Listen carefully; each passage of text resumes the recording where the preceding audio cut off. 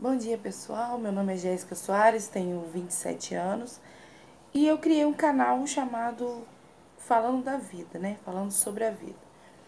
E há muito tempo eu tenho relutado para fazer o primeiro vídeo e agora, de uns tempos para cá, eu tenho me envolvido muito com a questão política, porque eu faço parte da Associação de Moradores do meu bairro e eu comecei a observar algumas postagens que o pessoal tá colocando no Facebook, nas redes sociais. E isso me deixou um pouco chateada. Então, hoje eu resolvi fazer esse vídeo, que é o meu primeiro vídeo, para falar sobre isso. Primeira coisa que eu queria falar é sobre intolerância.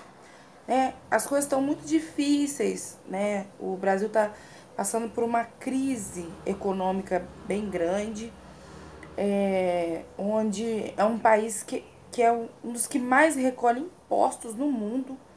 A gente recolhe aproximadamente 100 bilhões de reais de impostos por ano e esse dinheiro não é revestido devidamente. E as pessoas começaram a brigar muito por essa questão de campanha eleitoral. Igual a principal delas é a questão do Bolsonaro. Eu não tô aqui para defender Bolsonaro, eu não tô aqui para defender PT, eu não tô aqui para defender ninguém. Eu tô aqui para falar da questão da tolerância.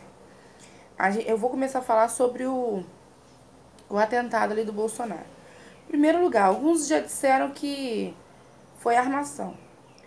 Pra mim, se isso foi armação, foi a pior armação do mundo, porque eu não arriscaria a minha vida por causa de uma campanha política. Eu jamais colocaria a minha vida em risco, deixar de conviver com a minha filha, com a minha família, com o meu esposo, por uma questão política, por questão de poder.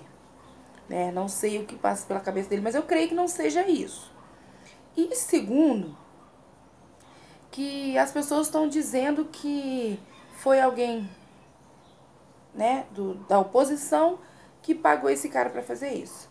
Eu também acho que a oposição, né, caso venha a ser descoberto isso realmente seja isso, que a oposição foi muito falha ao fazer isso. Por quê? Porque isso mostra que as pessoas estão perdendo a noção. O poder é tão almejado que as pessoas acabam perdendo a noção daquilo que elas têm que fazer. Então, assim, a questão do Bolsonaro está levantando muita polêmica. O pessoal tem discutido muito, brigado muito. Em primeiro lugar, as pessoas têm que entender que cada um tem direito à sua opinião. E em segundo lugar, que se não for solicitada a sua opinião, você não tem que dá-la. Mas terceiro lugar, que não menos importante, é que se você dá uma opinião num espaço público, você está dando direito das pessoas lerem e opinarem sobre a sua opinião, né? Então, assim, eu tenho visto muitas pessoas que são conhecidas, são amigos nas redes sociais, brigando e discutindo pela questão política. Mas vale a pena isso? Pare e pensa. Vale a pena discutir por essa questão política? Eu acho assim, você tem que analisar em primeiro lugar. Você está discutindo por quem? Quem que é a pessoa que você está discutindo? Ela sabe que você está defendendo ela? Vai te trazer algum benefício discutir por essa pessoa? Segundo lugar, você pode correr o risco de perder essa amizade. Então, vale a pena perder a amizade por aquele que você defende, mesmo sabendo que ele pode não conhecer a sua defesa por ele? Então, às vezes, a gente escolhe lutas erradas. A gente acaba escolhendo uma luta que não é nossa. A gente não tem que lutar com unhas e dentes por causa do Bolsonaro. A gente não tem que lutar com unhas e dentes por causa do Lula. A gente não tem que lutar com unhas e dentes por candidato, por político nenhum. Nenhum. Sabe por quê? O mais importante é a vida, a amizade, o amor. E isso não pode ser quebrado por causa de uma discussão. As eleições estão vindo aí e as pessoas estão brigando, estão discutindo, estão discutindo. E ao final de tudo isso, o que vai se perder? A amizade. A amizade vai se perder, o carinho um pelo outro vai se perder. E vamos supor que os que defendem o Bolsonaro venha ganhar.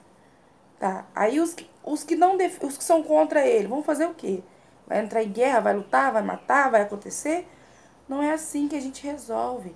Porque violência gera violência. Isso a gente sabe disso.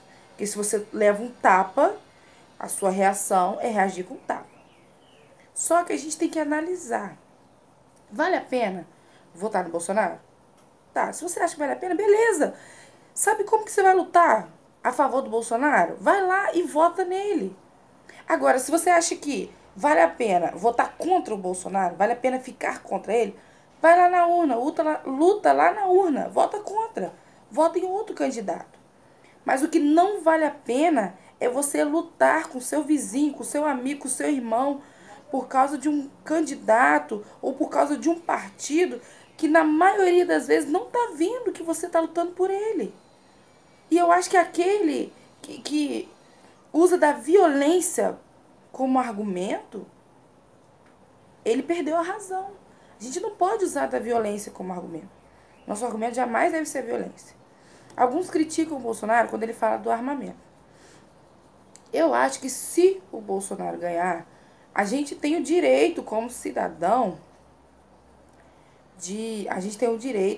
como cidadão, de não aceitar o armamento.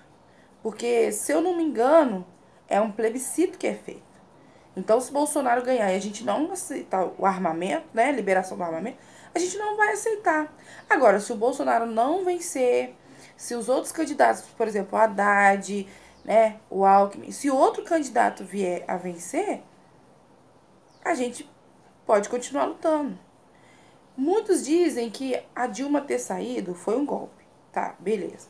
Mas enquanto a população não descobrir o poder que ela tem sobre o governo, vai continuar sendo manipulada.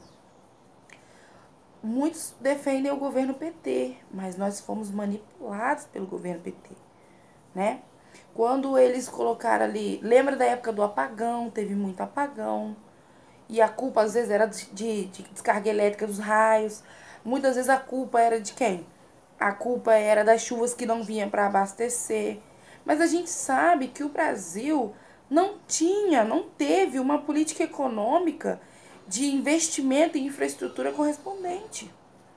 E sabe o que atrapalha isso? Não só isso, mas a segurança, a saúde, a educação, principalmente a educação. O que atrapalha isso é aquele monte de pasta que é criada, sabe? Ministério disso, ministério daquilo outro. Gente, eu acho que um país não tem necessidade de tanto ministério. Entendeu? Então, assim, a gente tem que participar, a gente tem que se envolver, mas não deixar, não lutar lutas erradas. Igual, vamos lutar, gente. A gente tem que correr atrás para diminuir esse monte de ministério que tem no Brasil. A gente tem que votar num candidato que vai cortar isso aí. Porque, pensa comigo, um país que recolhe 100 bilhões de impostos por ano, e esses 100 bilhões de impostos não são revestidos para infraestrutura, para educação, para saúde, saneamento básico. Por quê? Porque os cofres públicos, eles são lesados, não é pela Previdência, como o governo fica tentando, no caso agora o governo Temer, né?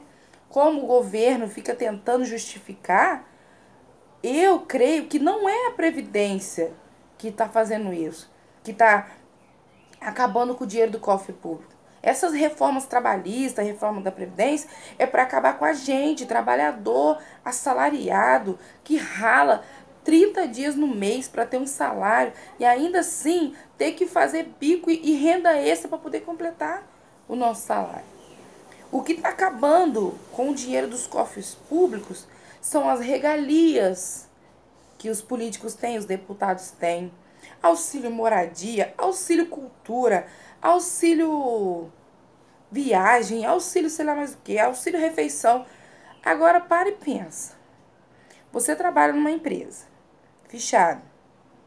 Você tem o seu salário, que se você faltar um dia ele é descontado, tá? Você trabalha 26 dias por mês, porque a maioria, né? Porque uma vez por semana você tem folga, então são 26 dias. 4 dias são suas folgas, a não ser quem trabalha 5 por 2. E você tem um auxílio refeição. Algumas empresas têm um auxílio refeição bom de 300, 400, 500 reais.